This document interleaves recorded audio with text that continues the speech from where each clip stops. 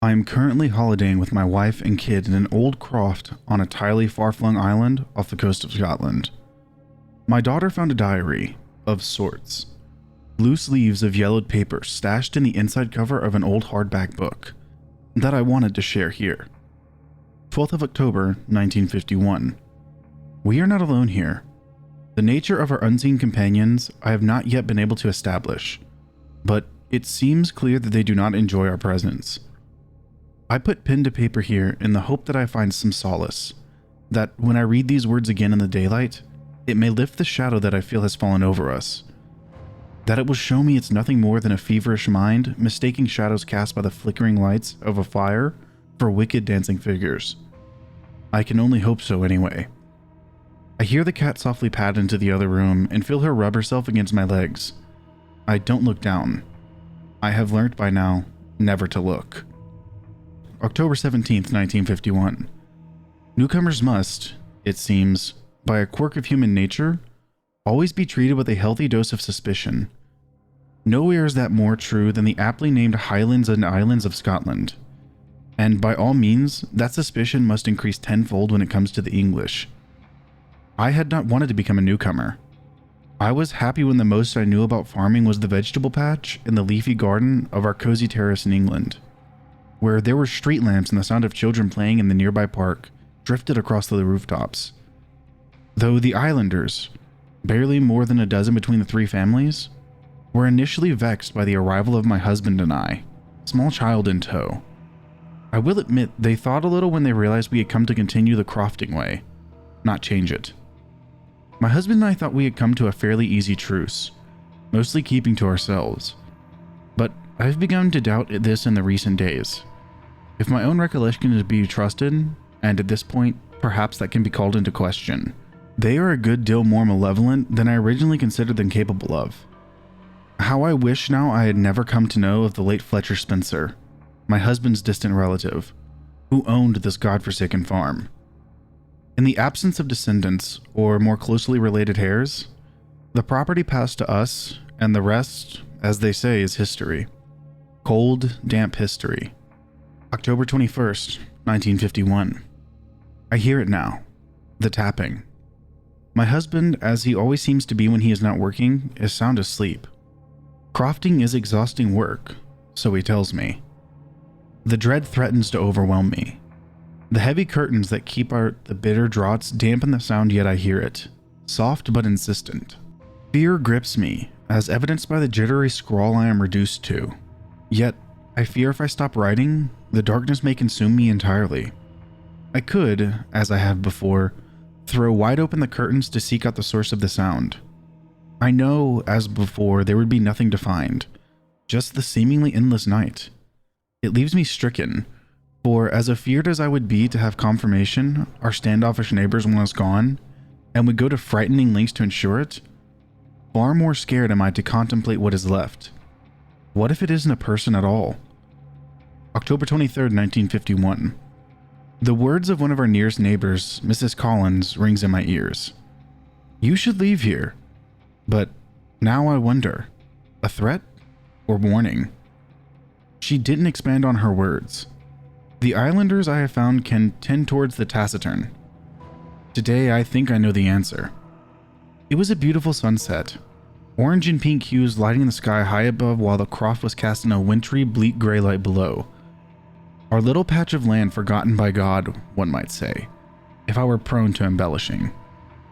I was taking the day's washing down from the line, looking across the gently sloping hill to the standing stone circle around the outer side of the little bay and admiring the sky. The light was fading, fast, but I saw it, clear as day. A dark, hooded figure darted between two stones as they stood in stark silhouette on the hillside. It was gone as quickly as it appeared.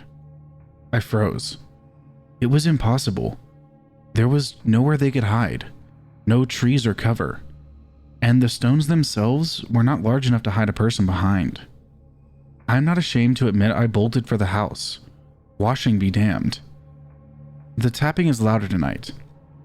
I made the mistake in my shaken state of glancing down as the cat wound its way between my feet, and watched as it dissolved before my eyes into black tendrils of smoke that sank into the floorboards and nothingness.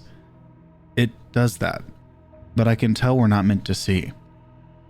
October 26, 1951.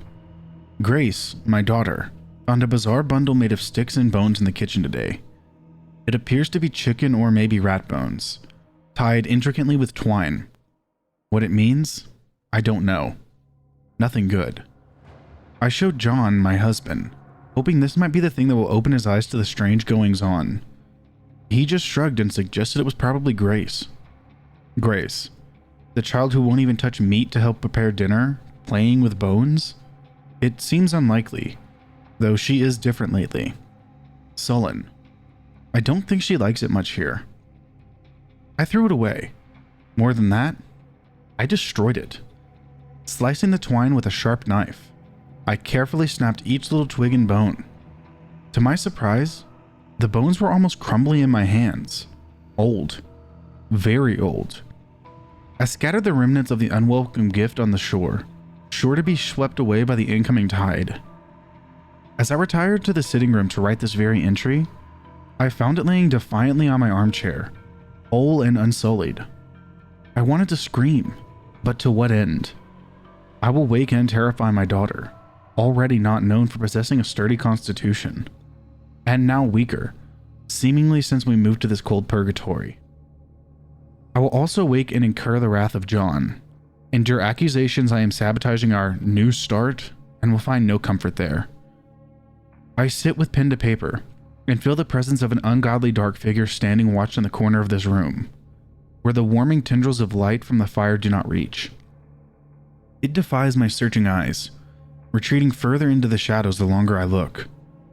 The more I focus on the page in front of me, the more daring it becomes, looming large, threatening almost to extinguish the orange glow of the fire before me. I want to ask, what do you want?